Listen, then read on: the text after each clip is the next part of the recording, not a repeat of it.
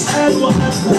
اللي بقى بيتقدر مين اللي بيرفع حقه عشان سعد يا سعد يا عم ايه يا عم ايه يا ابن الحزون